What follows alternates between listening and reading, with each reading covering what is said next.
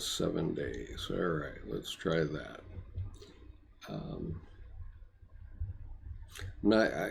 I do think that what I had to say to Dr. Peterson is relevant, and I seem to be getting a stop at every point on trying to present it to you, but let me do it again.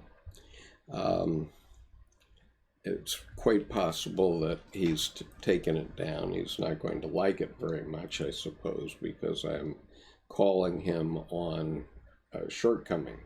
So, okay, if you can hear me, I'm going to read it once again. I did read it once before we got blown offline, but I'll do it again. So this is my response to Dr. Peterson's video that I put the link in the chat here, and Miles is now telling me that my response isn't showing, which doesn't surprise me particularly, but I don't understand why it still shows on my browser. So anyway, so here's my response. Dear Dr. Peterson, you really must reconsider your name dropping about Dr. Jung until you have grokked the essence of his work, which you evidently have not. You have incorporated a few basic Jungian concepts into your logos orientation of the world, but you have bounced off the essence of Dr. Jung's work, and certainly the last 30 years of it. Dr. Jung wrote quite clearly in the first 2 paragraphs of the Red Book in 1915, 46 years before his death, and before most of his writing in the collected works, that his self, spirit of the depths, God image, has subjugated all pride and arrogance to the power of judgment. He took away my belief in science. He robbed me of the joy of explaining and ordering things, logos, and he let devotion to the ideals of this time die out in me. Excuse me while I cover my eye, because I for some reason I'm suddenly getting double vision, and I'm going to have to go to the oculist about this, but if I read it with one eye, it's better. Okay, so I'll just keep one eye closed, I guess. All right, so has subjugated all pride and arrogance to the power of judgment. He took away my belief in science. He robbed me of the joy of explaining and ordering things, logos, and he let devotion to the ideals of this time die out in me. He forced me down to the last and simplest things. He took my understanding and all my knowledge and placed them at the service of the inexplicable and the paradoxical. The essence of what Dr. Jung was saying is that his work at that moment became the opposite of logos. You have juxtaposed logos against chaos, but the problem with that juxtaposition is that in that chaos is your life. I prefer not to use the term eros because of its unsavory connotations in common parlance. So I prefer the juxtaposition logos versus life. That is a genuine opposite which Dr. Jung could endorse. You have put the feminine in the chaos side of your equation, but you have to admit that when a woman produces a child, it is inappropriate to suggest that the process is chaotic. It is perhaps one of the most ordered things that happens in the universe. Gets better. In your speeches, you commonly denigrate fantasy, whatever you mean by that. But the truth is that everything in the room where you are currently sitting had its origins in fantasy. We need logos 100% to build a product. Just ask Boeing. But every idea and every product was first a fantasy or envisioned in the mind of its originator. Even you were once a twinkle in your father's eye. Dr. Jung studied and wrote about this side of the psyche. You write on the logos side. Leonardo da Vinci had it right when he said, "He who has access to the fountain does not go to the water jar." When you juxtapose logos versus chaos, you do us all a disservice, because in that chaos is life itself. After your students graduate from university and leave all of the professors and their theories behind, it is they that have to live their lives. Professors just go back to their words, logos, and their equally irrational lives. Your struggle with the logos idea of belief is palpable because you are obviously stuck in the logos. Dr. Jung explained your quandary quite succinctly in answer to Job. God is an obvious psychic and non-physical fact, i.e., a fact that can be established psychically but not physically. And then in paragraph 752, he stated clearly, it does not matter at all whether a physically impossible fact is asserted, because all religious assertions are physical impossibilities. If they were not so, they would be, as I said earlier, necessarily be treated in the textbooks of natural science. But religious statements, without exception, have to do with the reality of the psyche and not with the reality of the physis, the physical world. This is the essence of your suffering over your belief in God, because you want to think and talk about religion in the context of the physical world. Then you can mold it into the logos, which is your default position. Before you inappropriately mislead millions more with your one-sided commentary on religion and the logos, please get over being terrified about Ion, Volume 9.1 of the Collected Works of C.G. Jung, and grok the essence of what Dr. Jung was saying. As a way of approaching it, you might want to consider picking up a copy of the Ion Lectures by Dr. Edward F. Edinger. Dr. Edinger helped me grok it, and perhaps he can help you.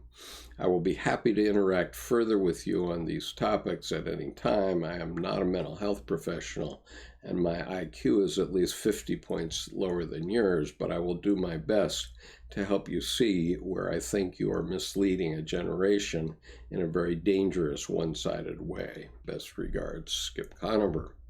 So that's it. I guess I got the fox among the chickens anyway. And I am sorry that I'm having such a vision problem tonight. I barely can read. It's okay. I can see 20/20 with both eyes, but I'm seeing double if I have both eyes open. So I have to, I guess I have to work with my left eye for the time being.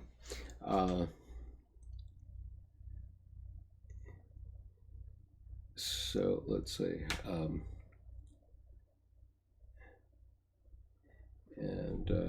All right, so Miles says it doesn't show for me on his video, and Bernard says order within chaos or chaos within order. Paradoxes make my brain hurt. Yep, okay, I understand. Info Overdose says, why do you think JP is scared of Ion?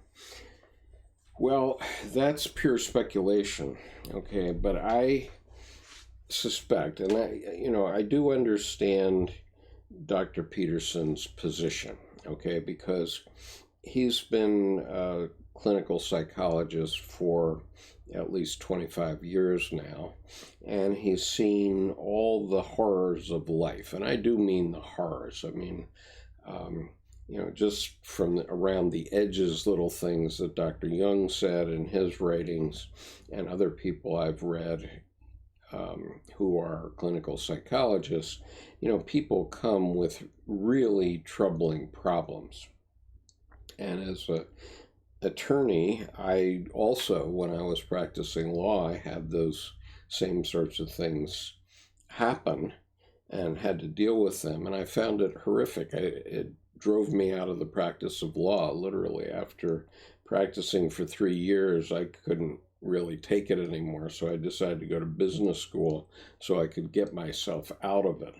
And I did practice for another 2 years while I went to business school. But as soon as I had my MBA, I went into business, and that happened in 1979. And I really never practiced for anybody but myself after that. And so he's very logos oriented. Dr. Peterson is very rational and logos oriented. And so it's natural for someone who's extremely rational, thinking person to think in terms of rules. Well, if everybody would just do it this way, then everything would be hunky-dory. And the problem is that, rules don't even really work out that way. I mean, even the 10 Commandments have been honored in the breach by Christians for centuries. I mean, in the 20th century, about 8 million Christians on both sides of the war, Englishmen and Germans, killed one another. And so that wasn't very rational. And so thou shalt not kill, they just ignored that. And, our leaders ignored it. And, I'm not saying that we didn't have to go to war. We certainly did. But we have to understand ourselves. That's the critical issue. And not everything is handled on the logos side. If it was, then you could tell lies and get away with things. But very interesting. If you haven't seen it yet, I urge you to take a look at this HBO series called Chernobyl. And it's a 5-hour series, 5-episode series, talking about the meltdown of the nuclear power plant in Chernobyl. And it's really striking. But one of the key things about it is that the Soviet government was lying about things right up the line. And Gorbachev finally said a couple of years after the collapse of the Soviet Union that it was because of all the lies told about around Chernobyl that everything came tumbling down. And one of the actors in that series makes a comment, which is, for every lie told, there's a debt to the truth. And that's another way of saying karma. And it's another way of saying what goes around comes around. And so the people in Chernobyl lied to themselves, first of all, and then lied to everybody they met until they had such a catastrophe that they have 2,400 square miles of this Russian Republic, or now I guess it's in Ukraine. I'm not sure whether it's Ukraine or the Russian Republic now, but anyway, it's 2,400 square miles that can't be entered for like 10,000 years. And so it's really a horrible problem. And so I really urge you to take a look at that. But the point is that, I do agree with the last couple of sentences of Dr. Peterson's book, Maps of Meaning. In fact, I have nothing to disagree with in that book. And so it says, don't lie. That's the last thing he says in the book. And it's quite true. And we're currently building up a huge debt to truth in the United States, and we're going to see what the consequences of that are. But I think it's very interesting that this particular series came along at this time. But in any case, I think that going back to Jordan Peterson,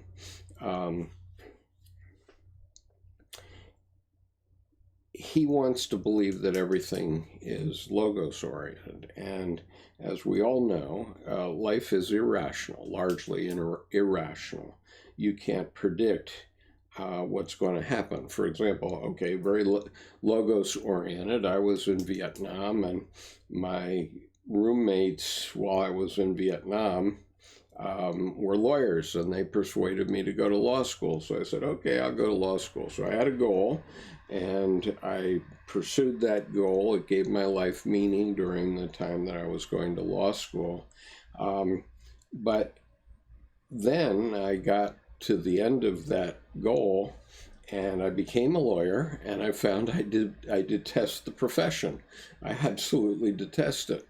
And so I basically spent 8 years on a profession that did not satisfy me at all. And if you had asked me during the time that I was going to law school whether I would be a lawyer for the next 40 years, obviously I would have said yes. But, there's something irrational that said to me when I was practicing, oh, this is really a terrible profession. I mean, that was my reaction to it. I'm not saying it would be your reaction. That's my reaction to it. And I just didn't like to be dealing with other people's hardships all the time, which is what I was doing.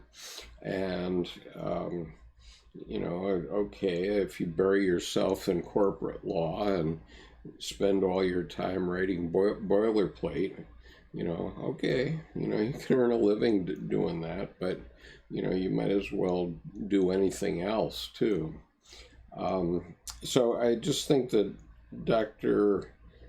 Peterson just doesn't want to face, or hasn't yet faced adequately in his lectures. I think he has the capability of doing it because it does sort of straggle in during some of his lectures. So he has the capability of doing it, but I think he needs to reorient and talk about what can happen, the unpredictable things that can't be controlled by logos. And, it's the attitude of the scientific method, which says, solve for X, keep all the variables out of it, just solve for X. Well, the problem is life is full of variables. There are variables everywhere. And if you only solve for X, yes, you get some idea of how something is going to work, but there's always the unexpected. And the point about psychology is all of it is metaphysical, and the same thing is true of religion. All of it is metaphysical, and all of it is on the irrational side of the ledger. Everything in religion, that's what religion does. So, okay, the word came along, the logos, and so they started to try to put some structure on religion, but in the end, it cannot explain the numinous. Religions are based on noumena, and so numinous events always create the beginning of every religion, and those are unexplainable by rational means, basically. I mean, that's the basic idea. Well, Mouse, you better obey. Let's see.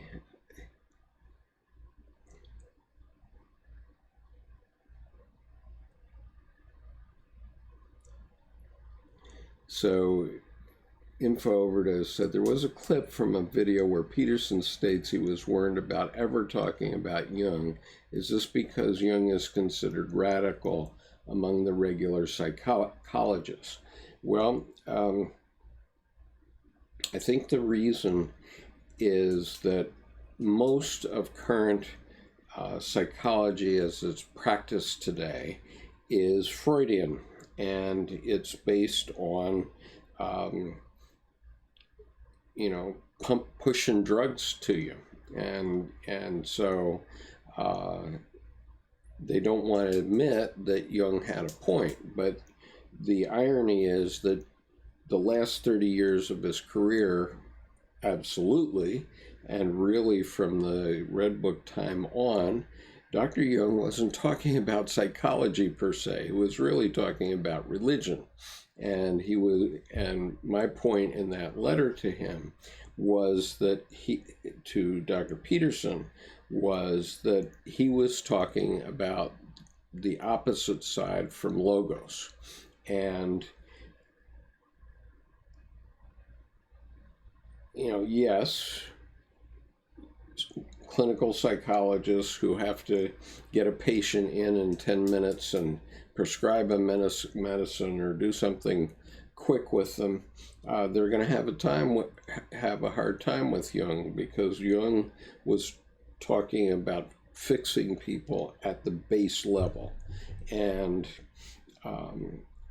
even Jung himself was afraid of talking about what Jung was talking about. I mean, he was writing it, and he was speaking it to a very small coterie of people that were very intellectual during his lifetime, but he wasn't really admitting what he was talking about. He didn't want to take on the theologians.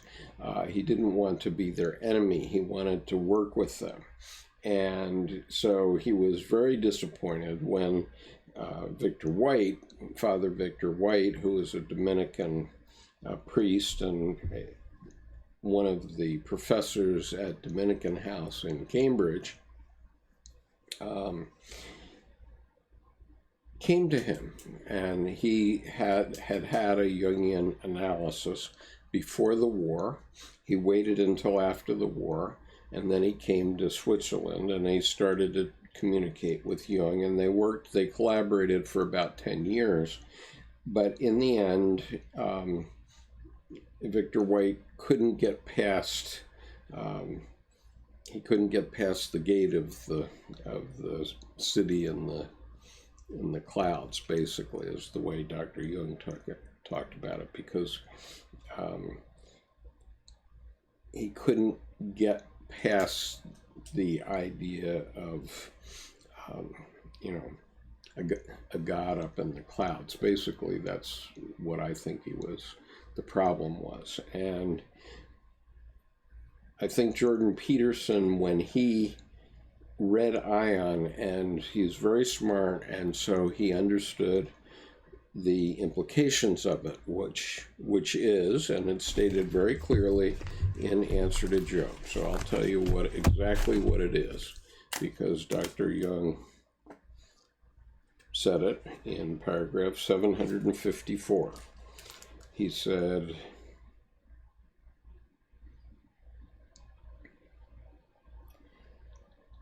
"We have to bend to the great task of reinterpreting all the Christian traditions. If it is a question of truths which are anchored deep in the soul, and no one with the slightest insight can doubt this fact, then the solution to this task must be possible. For this we need the freedom of the spirit, which, as we know, is assured only in Protestantism." So the point is that Dr. Jung was saying, well, here's the great task. And the great task actually goes way beyond Christianity, because based on what Dr. Jung found, and as interpreted by Edward Edinger, Dr. Jung found the source of all religions. And that the implication of that, I infer, is that all religions have to be reinterpreted in the context of the fact that they operate in the psyche. They're not woo-woo magic that comes out of the sky.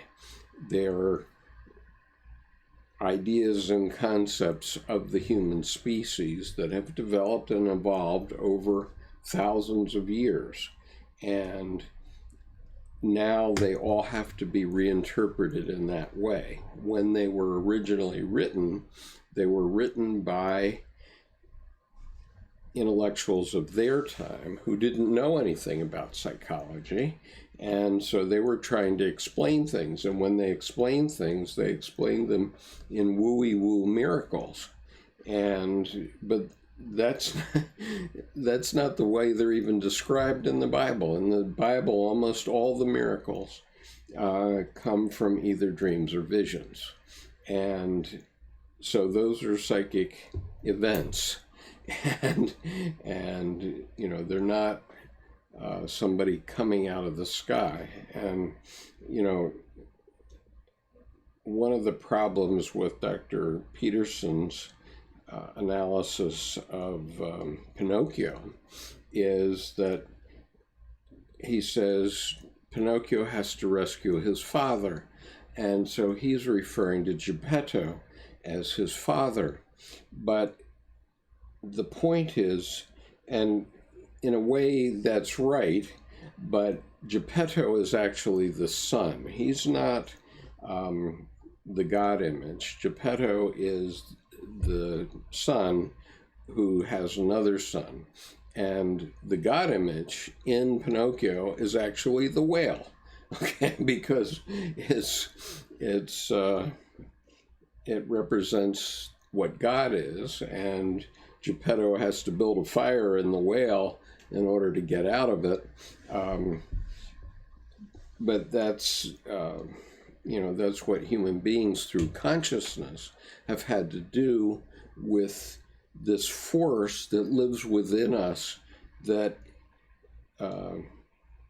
if it's not the metaphysical God, it's certainly the God image. And as Dr. Jung explained clearly, human beings can't tell the difference between the God image and the metaphysical God. And so the Bible is based on writings of much more primitive men and women than we are today. And so it needs to be, the whole thing needs to be updated based on the knowledge of depth psychology. And, you know, it may take 1,000 years for that to happen. And all I'm doing is conveying to you, passing the baton on to you and saying, you know, believe it or not, this is what it is. Let me see. So Grenade says, wouldn't high preference for thinking faculty is more along the lines of making more categorizations while judging is the rules one?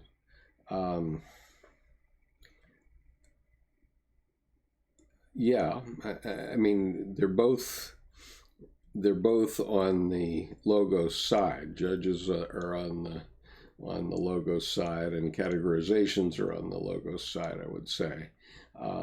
And so I'm not exactly sure why Dr. Jung used that term judging, but I think what he's saying is that whatever this force is that was in his psyche, and it's irrational, and it is, you know, it's in the irrational. It's on the Eros side of the equation. And so I guess judging could be in both sides in the sense of the primordial God. Now, I saw Jordan Peterson in one of his videos, which is his 2016 video number 6 about Jungian psychology, where he didn't really talk about Jungian psychology. He says, well, we don't talk about Jungian psychology, we just teach you how to deal with Jungian psychology. So, you know, it's just an incredible statement from a psychology professor. And then the very next thing he does is he goes back to talk about Nietzsche. So his discussion of Jung is very superficial in that video. Now, I haven't looked at all of his videos, and he may have changed his tune, but that's what he was doing. And so let's see.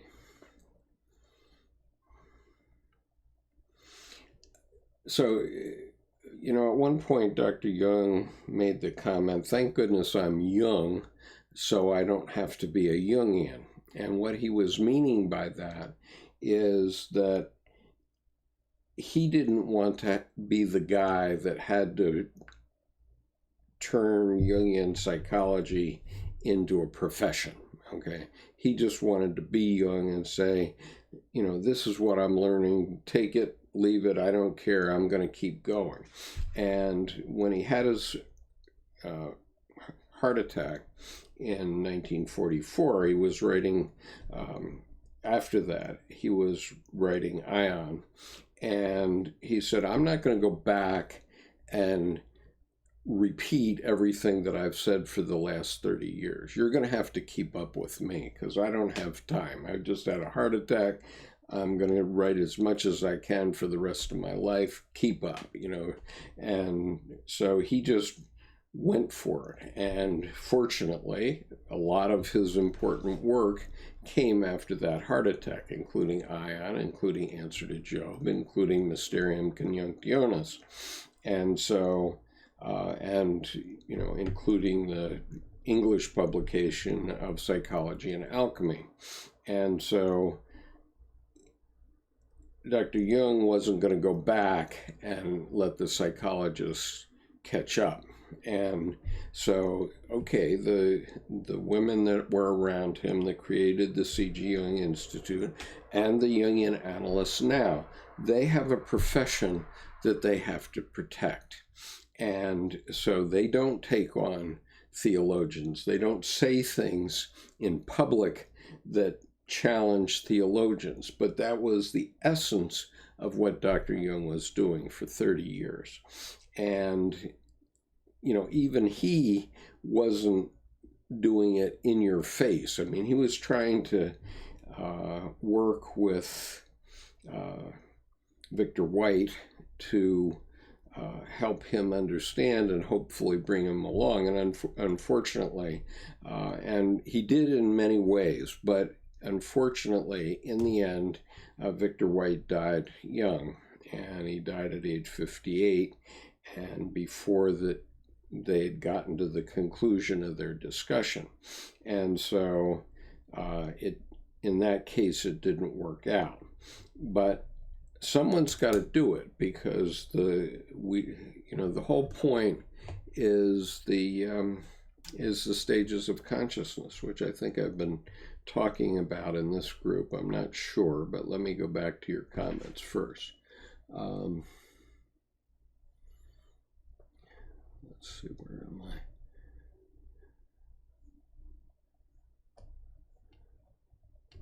So Alex says, only the individual remains as one's own monumentum are perennius. Okay, well, I don't have the Latin at my fingertips, Alex, but, you know, the point is, and I think it's in one of the memes that I want to talk about tonight,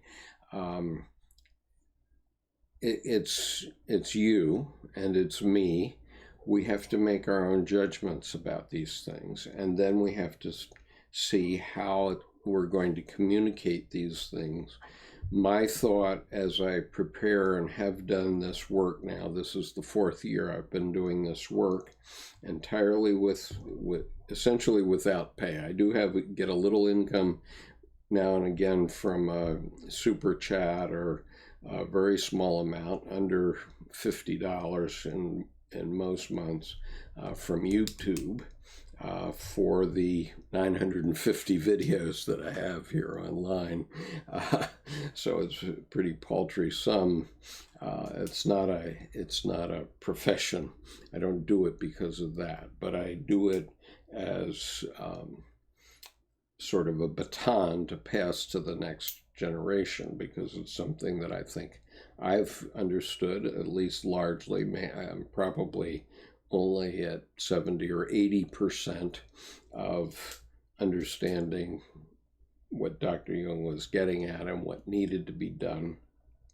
And but I think that in the case of Jordan Peterson, he sees the enormity of the idea of having to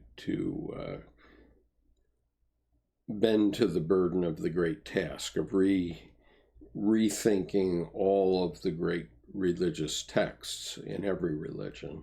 And he says that's just, it's too much. And so he's running back, and I guess it's important. So let me pull up, and hopefully I can get it on your screen. I'll see if I can do it.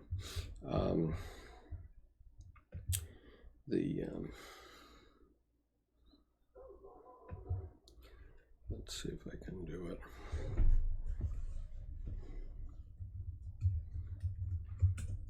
Okay, recently I've discovered that Mary Stein was talking about the 7 stages of consciousness.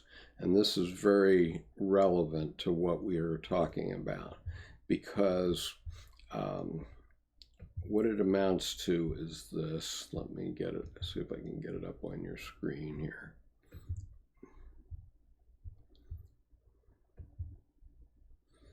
Okay, looks like it's going to come up. Okay. All right, hopefully you see that. Okay, so this is the 7 stages of consciousness, and I have it blocking my face, so I'm going to make it a little smaller. But basically the idea is this, that human beings go through transformations through life, and the first transformation, or the first way that we enter the world, we're in participation mystique. That's when we're infants. We think we're little gods and goddesses, and we're the boss. And they are. You know, infants are the boss. What they want and need, they get from their parents, because they don't have any way of explaining what they need. They just scream until they get it. Okay, but then when they're about 3 years old, they separate from that participation mystique. The way you know that they have separated is they say no. Okay, once they say no, then that means that their ego has broken away from participation mystique, and they realize that they're separate. Once they realize they're separate, then they see mom and dad as gods. And so my dad is the best dad in the world. My mom is the best mom in the world. And that's the way a young kid thinks about his parents. Okay, but then gradually there's a 3rd stage of consciousness, which is the stage of religious doctrine, or the isms, and God is projected on something external, some belief system, a nationality perhaps, like I'm very proud of being an American, let's say, but you know, at least at this point in my life, I understand the flaws of my country a bit more than I did when I was joining the Marine Corps, let's say. And so we become believers in this projected whatever it is, whether it's an ism, whether it's materialism, whatever it is. And that's the 3rd stage of consciousness. The 4th stage of consciousness is what hit us in the 20th century, which is that after 400 years of development of the scientific method, many of the myths, the stories that have been told, the narratives that have been told in Christianity and all the other religions over millennia, many of those stories have been proven untrue. Okay, and so then what do you do if your religion is telling you falsehoods or things that you know can't be true in the regular world? Then you have to understand what a religion is really about. That's where you have to get to the fifth stage of consciousness. And that's the stage of the religious experience, okay? That's the numinous experience. It's like the beginning of all religions. I've talked about these things many times on this channel, so hopefully you're probably all well aware of it. But, you know, once again, I can share these things with you. Just a minute. Okay, so one of my habits is to go into the U.S. Naval Academy Chapel. And I do that when I'm feeling depressed or something and I want to have a quiet place. And so on about September 6, 2017, I went into the Naval Academy Chapel one morning. It was a weekday. No one else was in the chapel with me. There were no lights on in the chapel. And I sat down in a pew. I was very depressed, and I began to pray. And while I was praying, suddenly I felt this light come across me, and it entirely changed my mood instantly. And I couldn't believe it. So I couldn't believe what I was seeing, because this is such a archetypal image of a religious experience that you might see in a movie. I just couldn't believe what I was seeing. So I took my iPhone, and as I said, my attitude had completely changed.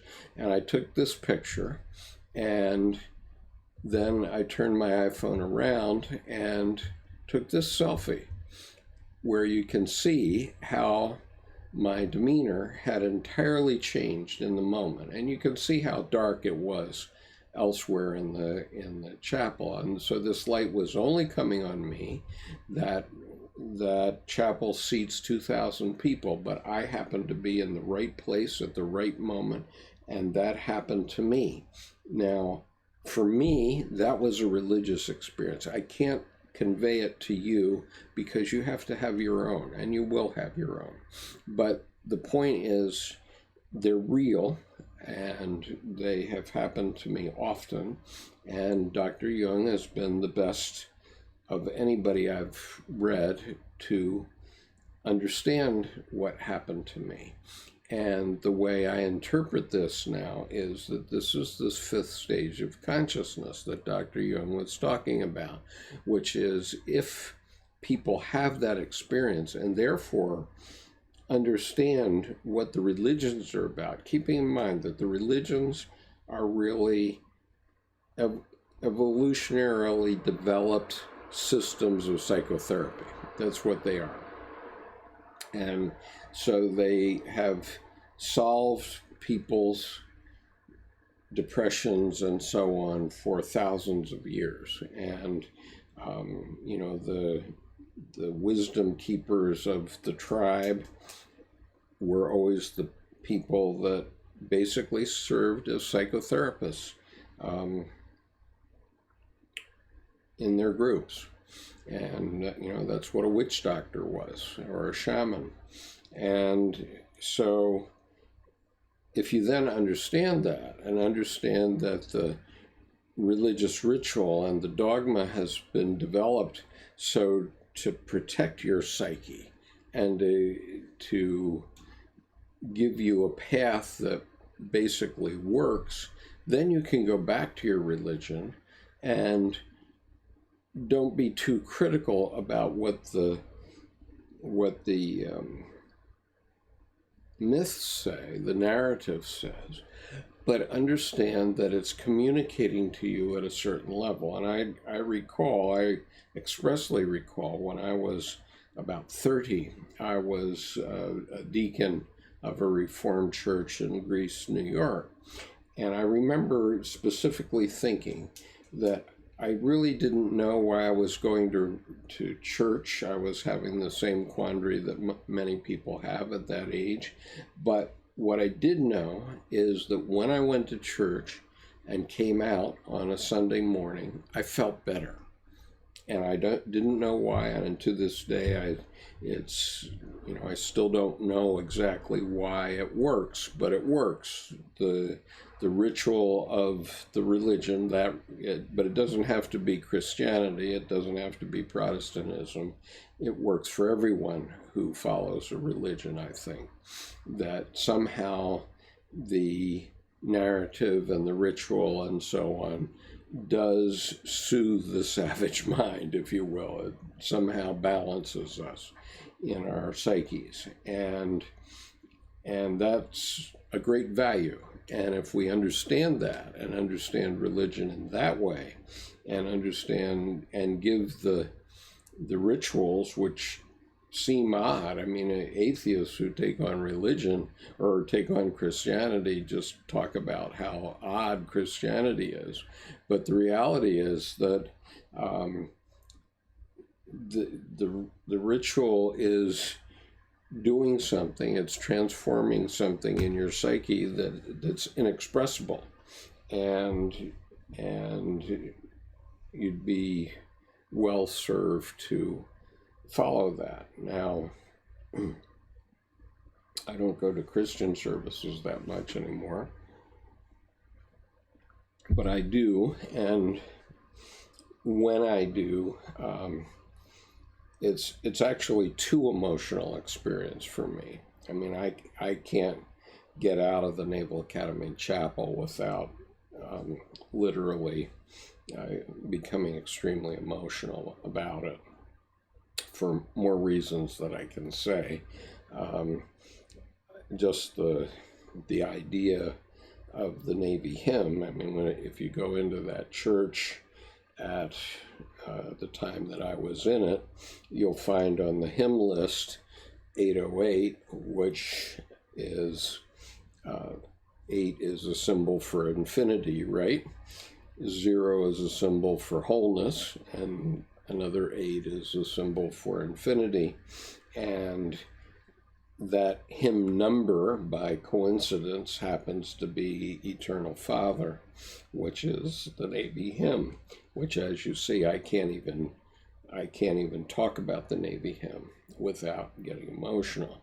And so I know that it touches me extremely deeply, and I cannot sing or even recite the words of that hymn without getting extremely emotional. So it is touching the irrational side of my nature. And I've been exposed to that hymn for 62 years.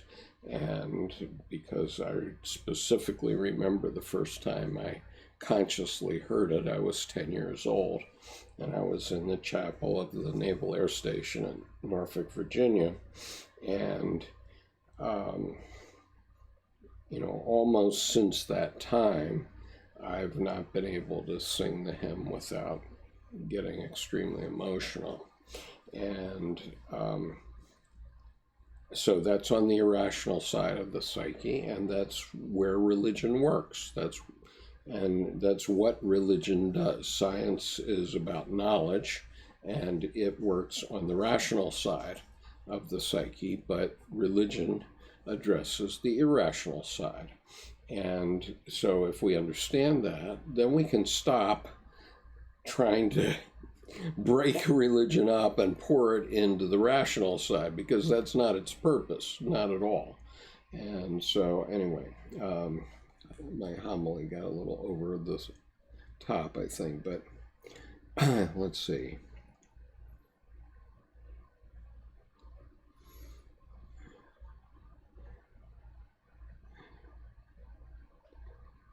So info says, are you familiar with the work of Alexander Solzhenitsyn, the writer of Gulag Archipelago?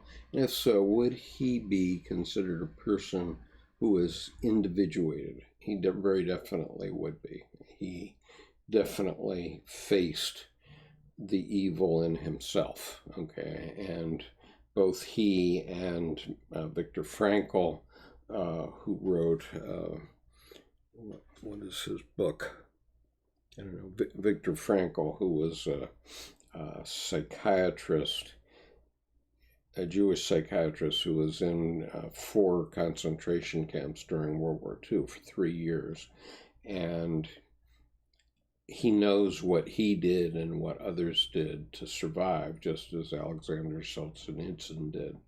And, you know, how do you deal with that? I mean, you know, let's look at another thing here.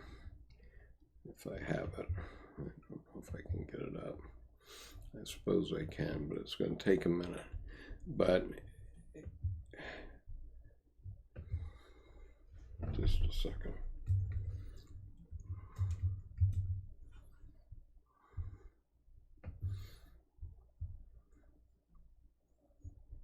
Okay. Just a moment.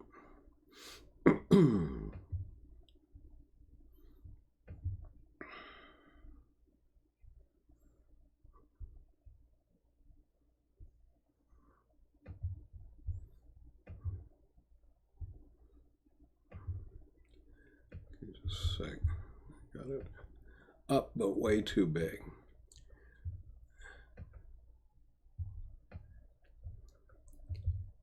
Okay, so when we're talking about Solzhenitsyn and what happens to you,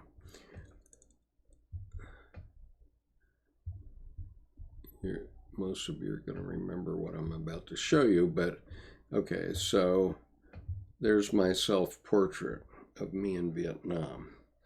And that portrait has everything I have to say about the Vietnam War in it. I have nothing more to say.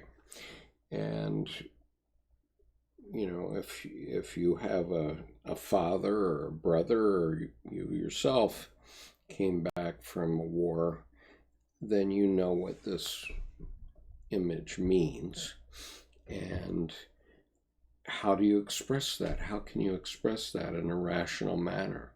Okay, you know, ever since I painted that portrait, I have said that it contains everything that I have to say about the Vietnam War. I cannot express it any better than that. And you know, you either get it or you don't. But if you don't, if you get it, then you get it irrationally. It's not rational. And you know, if you ever wondered why you never could talk to dear old dad about the war, or in the case of Alexander Solzhenitsyn, about the gulags, it's you know, it's a very deep archetypal experience, and it's very personal, and you know, you're not going to solve it by logic. Okay, that's why I can't sing the Navy hymn without becoming emotional. And you know, every Tuesday night I play bridge at the Annapolis Yacht Club, and one of the traditions at the club is to play evening colors, and which is when, at sunset, when the American flag is brought down, they fire the cannon and they play you know, Retreat of the Colors as you would on a military facility. And everyone in the club stands up, faces the flag, puts our hands on our heart, and it's my custom to bring to mind the names of the 5 men that I know personally who gave their lives for the United States in battle.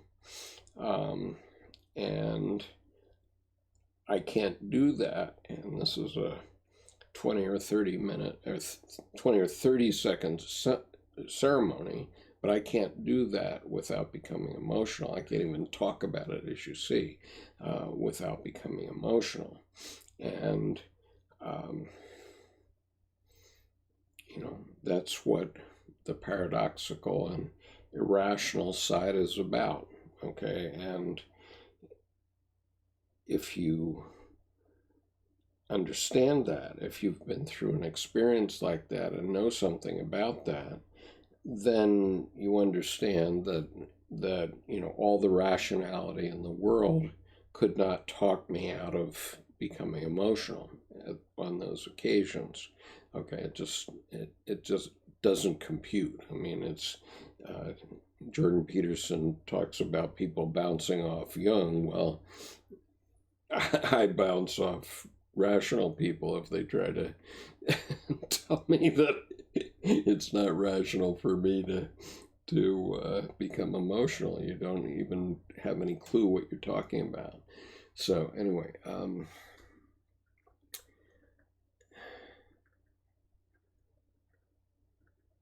let's see, where are we here?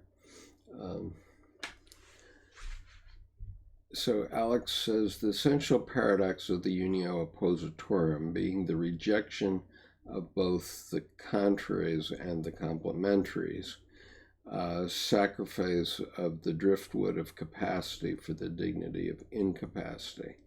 Well, Alex, that you're talking in terms of a continuing duality, and what Dr. Jung said in Mysterium is that the one after another, the swinging between the two opposites, is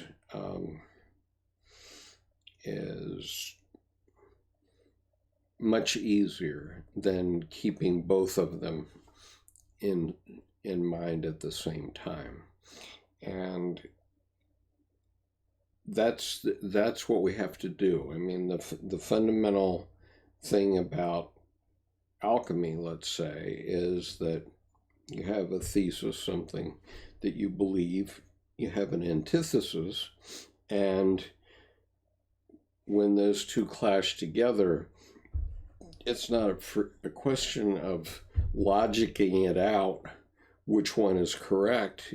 You have to have a synthesis of the two, and this is what the self does. Okay, this is what the self does in the form of a symbol, and this is one of the big points that Dr.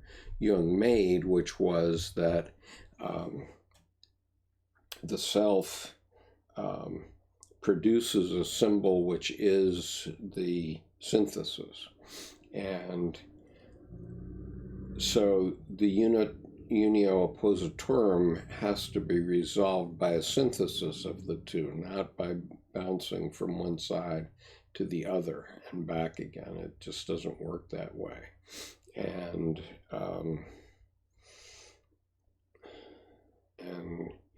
so you have to think of it in terms of, let's say we have our national neurosis of red and blue in the United States, and the synthesis will be purple. And when a majority of the American people can think in purple tones, that means holding both red and blue in the same image so that they become purple. Then we can resolve our differences in a sensible way. Until that happens, though, we're just going to be bouncing back and forth between pillar and post. And so the solution to the unio oppositorum is not, going from one to the other or logicking it out and figuring out what the answer is. It doesn't work that way. And this is what the significance of the symbol is that Dr. Jung talks about, because the symbol comes from the unconscious, and the unconscious is based on an evolution that's taken place for 3.5 billion years, since the beginning of the earth itself. And it doesn't speak to us in logic. It doesn't speak to us in words. It speaks to us in images.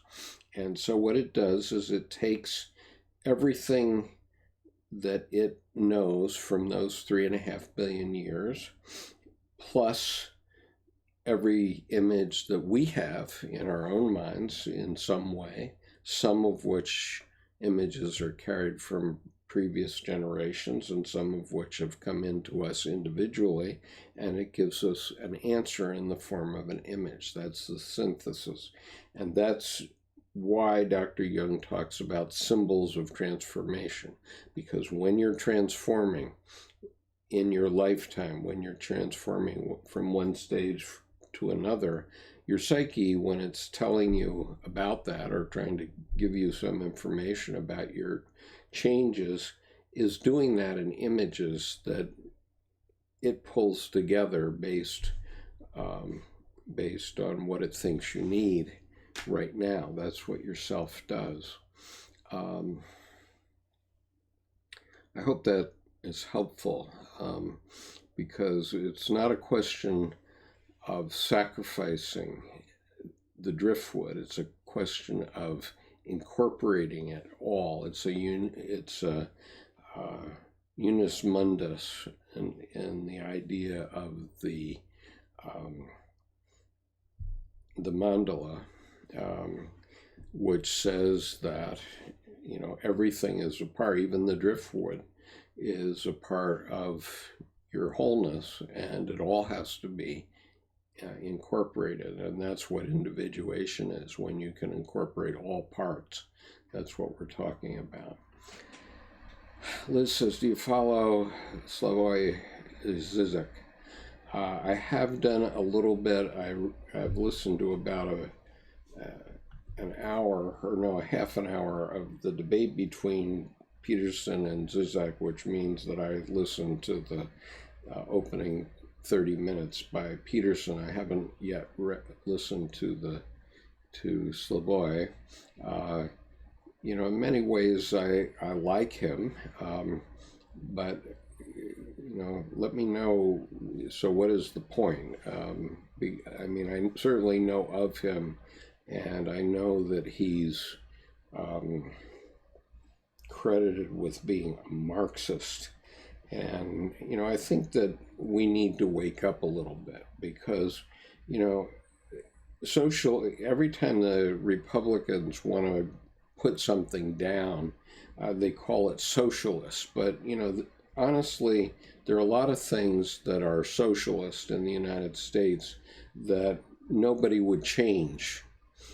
For example, we have police forces that are socialized. We have fire departments that are socialized. We have public education that's socialized. We have the military that is socialized. And, if we don't have those things, then we have tribes again. In my community here in Annapolis, we have a colonial city. If you've ever been to Colonial Williamsburg, you'll know that they've turned that into a theme park.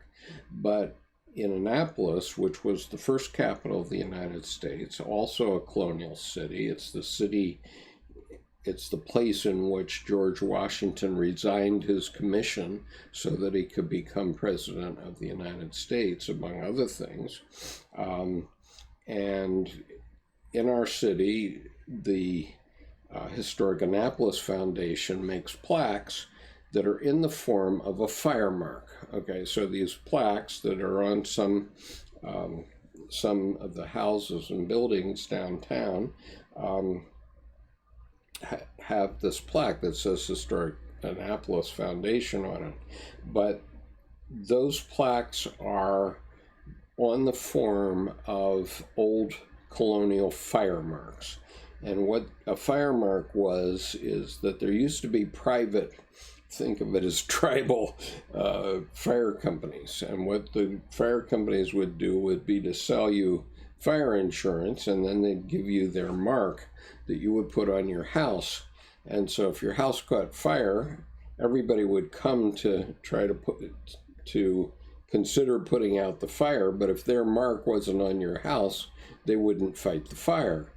And so lots of buildings burned in those days. But that was a tradition that went on in colonial America for over 150 years, probably 250 years before we socialized the fire department. And so it's just ludicrous to think that we wouldn't have a socialized fire department of some sort in every community in the U.S. Whether it's a volunteer fire department, that's a different issue. But you know, you can imagine if we made the police force, everybody's going to have their own private police force. Well, that'll work real well. Then we'll be back to tribal living, and so we just can't go back to those things. If we do, we're just going to get pummeled once again. And, you know, this is the problem with the abortion debate as an example, because if we make abortion illegal in the United States, we will save absolutely 0 babies. The difference will be we will brutalize the process once again. And in the time before Roe v. Wade, about 15% of the medical community was committing felonies every day by performing abortions when they were felonies. And my mother told me 2 things on her deathbed. One, that she voted for John F. Kennedy in 1960 against my father's wishes. And number 2, that my 2 grandmothers, who were true Victorian ladies, born in the 19th century, had 5 abortions between them, which must have occurred in the 19-teens or 1920s. And so obviously these very straight-laced Victorian ladies, between them, had 5 abortions. And so it really brutalizes society when you do that. And so I'm not saying that the Republicans can't succeed in changing the abortion laws once again, but I am saying what the consequence will be. And ultimately, we will have legalized abortion. We may have to go through a very ugly, brutal time again, as is evidenced by what's happening in Missouri this past week. But human beings are slow on the uptake sometime. Sean says, let me be weighted in a just to balance and let God know my integrity. Job says, Job 31:6. Thank you, Sean. Granada, I was off on one of my homilies, so I'm not sure what this is that you're saying. If you could remind me of that. I think a lot of my interpretations tend to be my rational interpretations of things, but they're based on knowing what the irrational side is too, and acknowledging that the irrational does exist. But I'm not sure what you mean when you say this.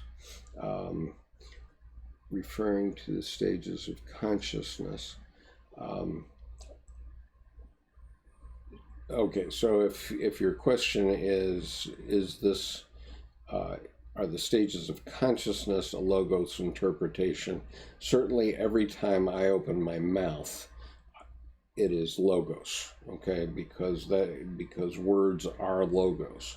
And so, and every time I try to explain something, I'm doing it through logos, but it doesn't necessarily mean that I've described something in a very precise way, or a way that you can understand. And let me read to you something from this book, okay? I'm reading from The Red Book by C.G. Jung, and he was writing this in 1914, and I'm on page 244 of the Reader's Edition. You must know one thing above all. A succession of words does not have only one meaning. But men strive to assign only a single meaning to a sequence of words in order to have an unambiguous language. This striving is worldly and constricted and belongs to the deepest layers of the divine creative plan. On the higher levels of insight into divine thoughts, you recognize that the sequence of words has more than one valid meaning.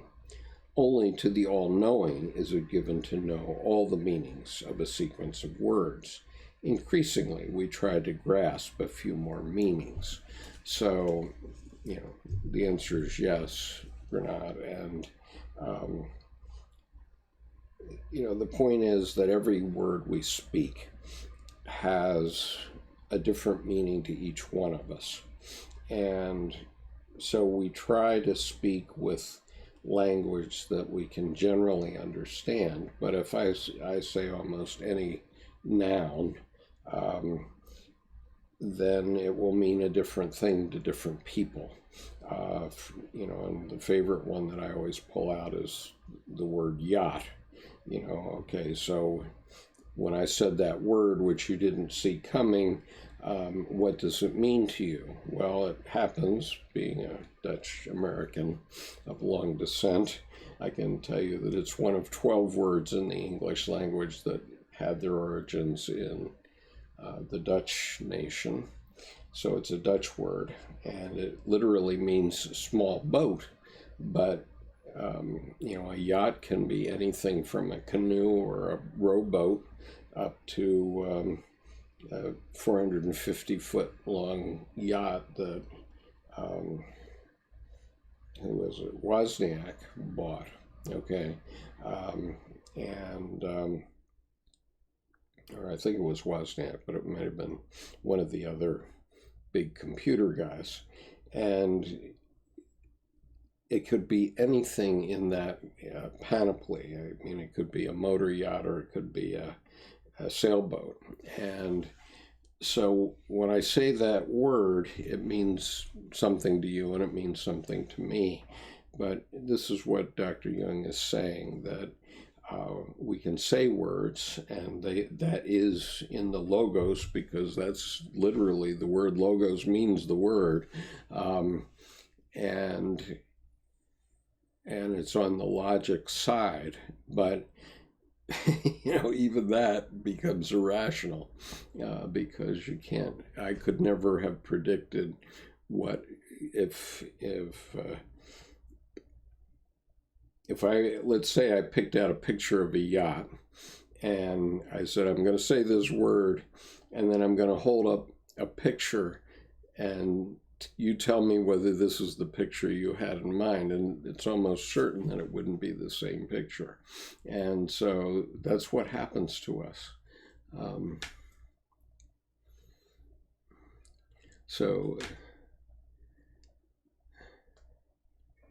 Bernard says, couldn't talk about it because there are no words, brings a new meaning to taking a moment of silence for respect for our veterans. Absolutely. I mean,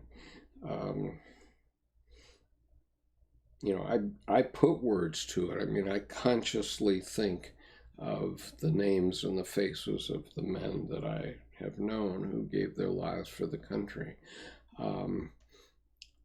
But to tell you what their lives meant to me, I just couldn't do that. Thomas says, could we speak of erotic logic or logical eros? Well, my problem with that, as I explained in my letter to Dr. Peterson, is that when we talk about erotic, then a lot of people talking about this words issue, a lot of people have a negative connotation to that. They think of pornography or, erotica in books, Fanny Hill, or Mako, Memoirs of a Woman, or any of these other things. And so somehow we have to conjure it in a different way. And I don't think it serves us well to talk about rational and irrational, because when we when we use the term irrational, it sounds like it's crazy, but there's nothing crazy about it. It's just a form of thinking. Somebody recently said to me that God is both a form and a force. And it's something like that. You have a form, you have a picture of God in your mind, but then that God image produces some force within you, whether you acknowledge it or not. And as Dr. Jung had put over his front door, called or not, God will be present. And so, we need to think about this and to talk about it and consider how we use our language, because what I've now caught our politicians doing and Jordan Peterson doing is they want to put everything in one bucket or the other bucket, and they want to make you believe there are only two buckets, but there aren't only two buckets. There are literally thousands of opposites, millions of opposites in your psyche, and it's with those opposites that your psychic energy is produced. And it's not appropriate to say that this should be in this bucket and this should be in this bucket, and then I'm going to add this, and then I'm going to add this, and then I'm going to add this, and get the buckets heavier and heavier, and maybe outweigh somebody, because it doesn't work that way. Okay, Dr. Peterson always wants to put the feminine in chaos. Well, there's nothing chaotic about my wife. There's nothing chaotic about a woman. And so, that's just total horse manure. Okay. And, and as I said in my letter to him, look, producing a child is one of the most orderly things that we have going on in the universe. How could it be otherwise? A woman takes one cell from a man into her body, and 9 months later produces a child that has a pancreas and a heart and a beating heart and a set of lungs and a brain and every other part of a human being in 9 months. That's not chaos. That's extremely orderly. And so, it's that kind of thinking of putting everything in one bucket or another that has held women back for thousands of years. And many of them are rightfully objecting to that at this point. And we have to stop that. We have to start, we have to stop accepting that the answer has to be a rigid answer, yes or no. For example, abortion. Okay, I'm not in favor of abortion personally. Okay, for my personal life, I would rather not have any woman I know have an abortion. However, I don't think it's the government's job to decide that for the women I know. And there are very personal reasons why one would have an abortion. And, almost all of those are tragic. And so, so the idea that these people in Louisiana and Missouri are doing where, there's not going to be any abortion even if you're raped and that sort of thing. I mean, how ridiculous. I mean, who are these people? Whoever got that idea that you could force a woman to raise a child for 20 years and have that child in her life for the rest of her life when she was raped? Good grief. What kind of people are these that have been allowed to get through with those ideas? That's just absolutely astonishing. And it's just atrocious. So info overdose. So not everything can be understood rationally. It is like the quote from Dostoevsky, say whatever you want about the history of the world, but the least you can say is that it is rational.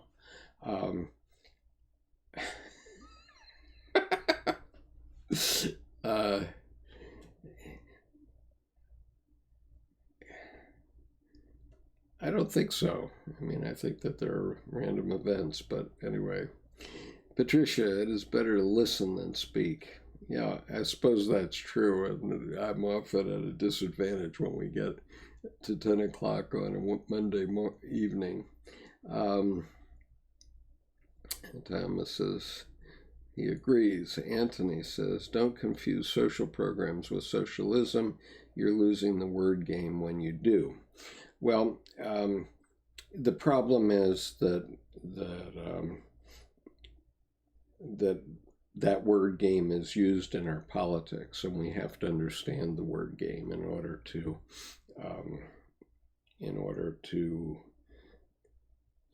understand what our politics is about. And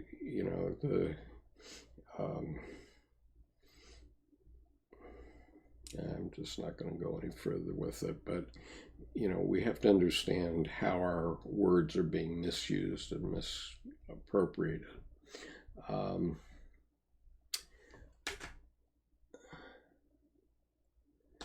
Thomas says, I have a negative reaction to the word logic, and with a frown. Okay, me too. Info overdose. I think Peterson is just pointing out how the feminine has been represented in mythology. He even explicitly says he does not support it. I think he does say that, and I think he's very centrist for the most part. I do agree with that, and I think his words have been misused and misappropriated. And so it's a shame, because, as I say, I agree with almost everything he says. So Liz says Peterson is sexist in dozens of quotes. He says women have an unfair advantage because they wear makeup. Then he can't name one female author he admires. Yep, okay, well, there's certainly an argument for that too. So as I said, I think he serves a role as a father to a lot of young men who are confused in what they need to be doing. And Info says, just because he points a thing out does not mean he supports it. Well, I agree with that. Anthony says, oh, Liz, I know the interview you're talking about, and you're taking it so far out of context. Peterson said he admired Margaret Atwood. Okay, I'm not going to get into this discussion about this interview that I don't know. Liz says, you can be a Peterson supporter. I can find him small-minded and misguided. And, I'm with you on that, Liz, because, as a psychologist, I can't fault him. Okay, if I look at maps of meaning, it's incredibly tightly packed. It's an outstanding book.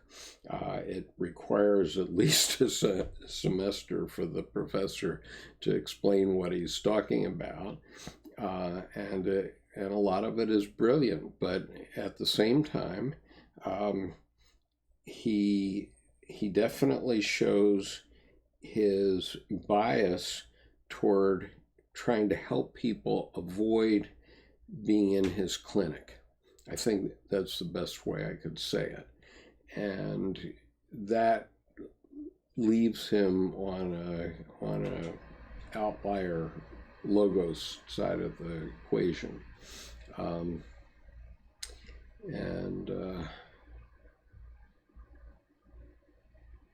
So anyway, what I would say, and Liz says you can be a supporter. I can find him small-minded and misguided. So I am a supporter, but I also think that he misses the boat on a number of things. And I did previously, when 12 Rules of Life came out, I did a critique of it on this channel, which you can find by probably putting his name in, or put 12 Rules of Life in, and you can find my critique of the book, which I gave at that time.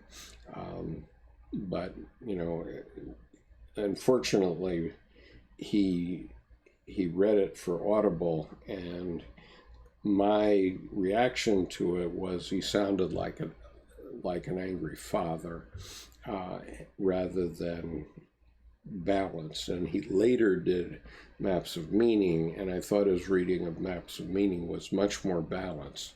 But my reaction to listening to 12 Rules of Life, it reminded me of this statement by Congressman Scalise, who's the man that was shot at the congressional baseball game, but he's also a leader of the Republicans in Congress. And one day early in the Trump administration, Steve Bannon came over to harass the GOP into voting a certain way. And when Scalise came out of that meeting, he said, "I haven't been spoken like that since my father did it when I was 18, and I didn't listen to him then either." And, you know, that's sort of the way I was reacting to Jordan Peterson's reading of his book. You might want to either reread it or have someone else read it. It'd probably be good to have a woman read it. And so,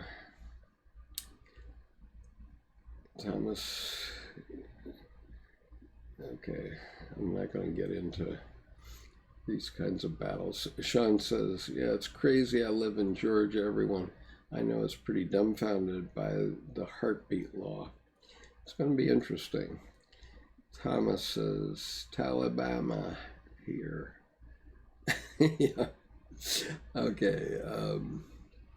Miles, Skip, you articulated the amazingness of women and woman, or men plus.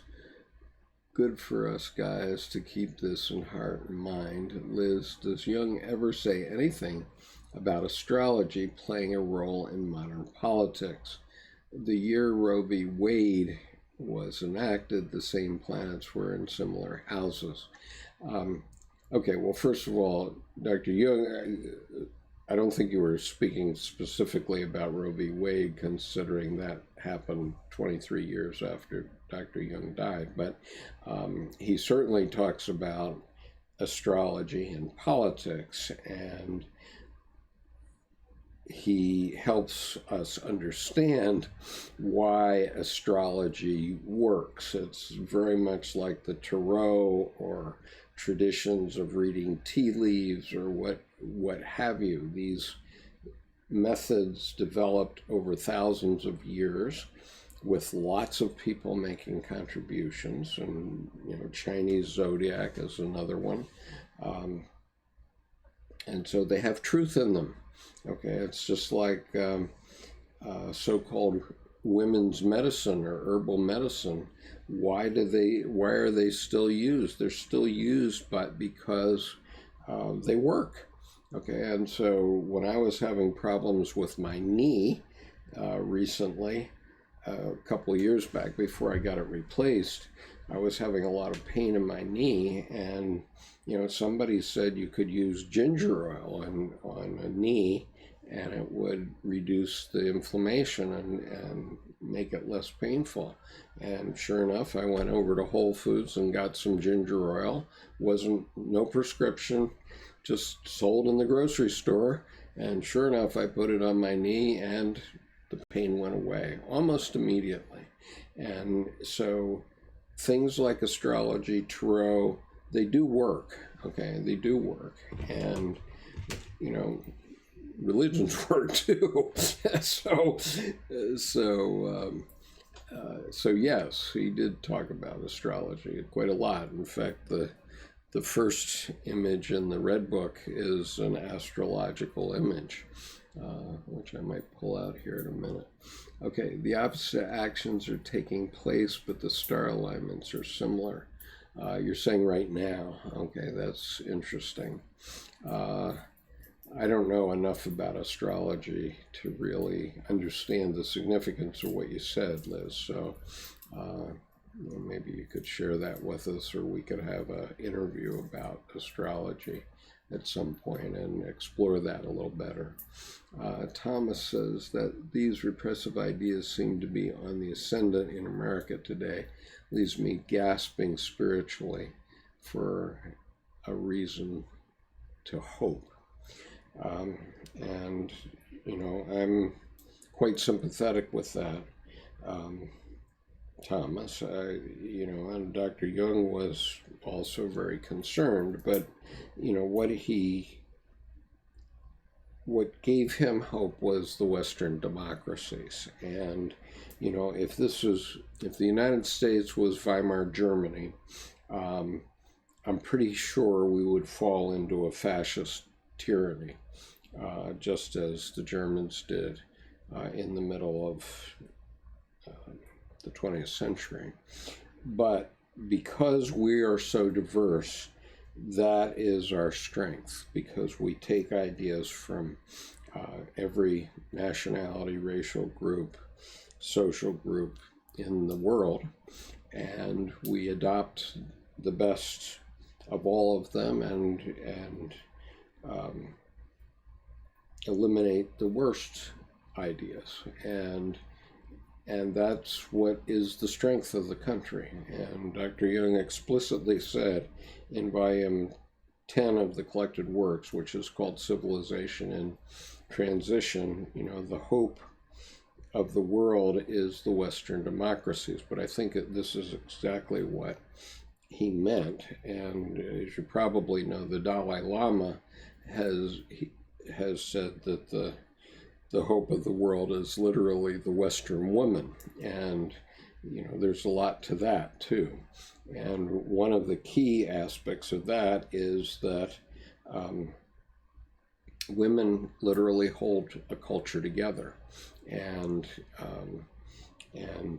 bring it back together after something catastrophic like a war or like Chernobyl. I mean, I want to mention again that series, which is on HBO right now. It's a stunning series, but it's hard to watch, but it's very interesting to see how they did it from an acting and production point of view, but also some of the lessons that came out of that event are pretty stunning. Let's see.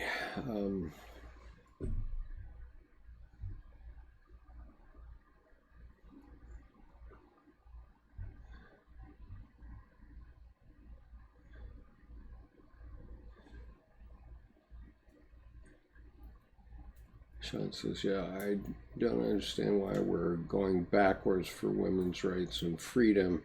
It's always been a woman's choice to do what she has to do regarding birth.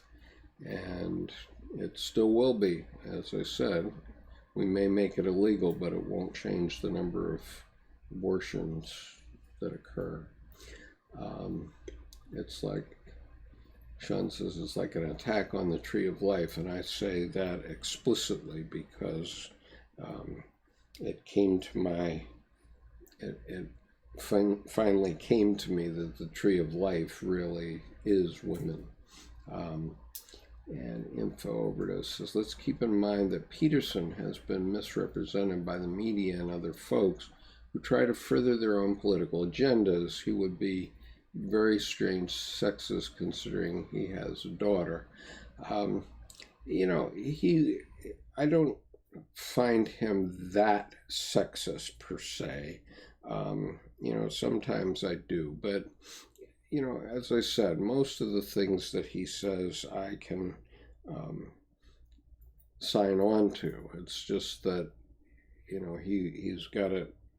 He's just on the wrong side of the ledger about Dr. Jung, and I don't think he should be talking about Dr. Jung until he's understood Dr. Jung for his religious writings.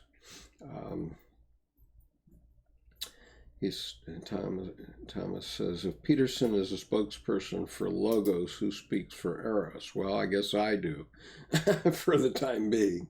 Brian Urbina says, examine.com is a great resource which shares the science of herbs. Okay, great, thanks, Brian. Thomas. Liz, Jung does delve into horoscopes and astrology at various points in his works. Absolutely. Brian. Agreed. I saw him live, and what he talked about was measured and not at all what the media portrays him as.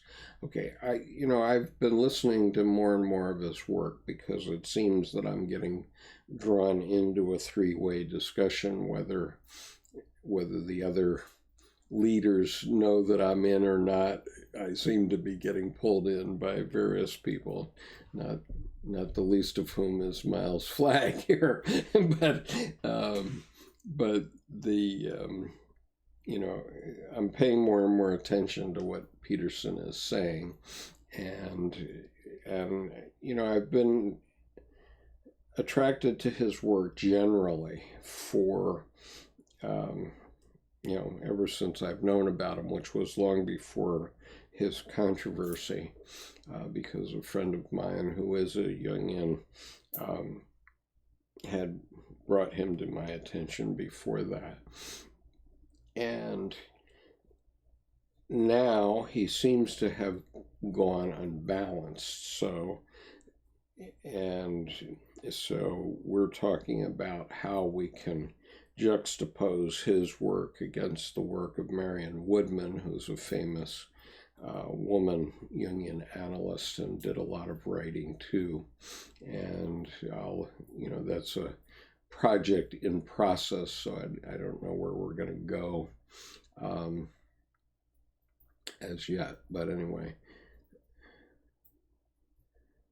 but I do agree that Peterson has been used by a lot of people for a lot of agendas, and I'm sure at some point here it's going to catch on that some of Skip's videos can be used for a lot of agendas too. I wouldn't be surprised. And Miles says, man, I would trust a panel of women and women elders to assist to all decisions a mother-to-be needs. Absolutely. And I would also trust, I've built several businesses based on the work of mainly women, and they're hard workers and brilliant in their way of managing. So it just happened that I was running the place, but it wasn't because I was anything special. It was but the women really were the backbone of the organization, and they were always respected when I was around anyway. I mean, but anyway, I suppose you'd probably know that. Somebody told me a 13th sign recently found. It is called Okiokus, I think. Okay. Anthony, I'd like to apologize to Liz if I was dismissive. That's thoughtful, Anthony. Thank you. Thomas, Skip, if you read fiction, you might try a small one by Philip Roth. The Plot Against America has to do with fascism happening in America. There's a lot of those going back. Thomas, there was a movie that my wife and I found. It's a black and white movie. It has Spencer Tracy and what's her name?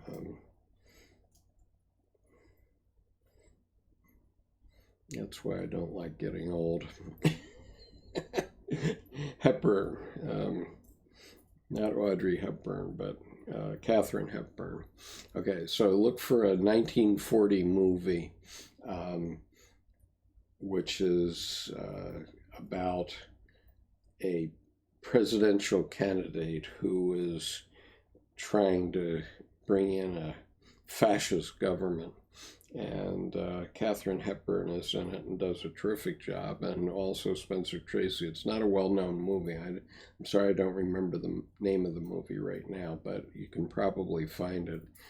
It was done in about 1940. It's black and white, and it's available on demand.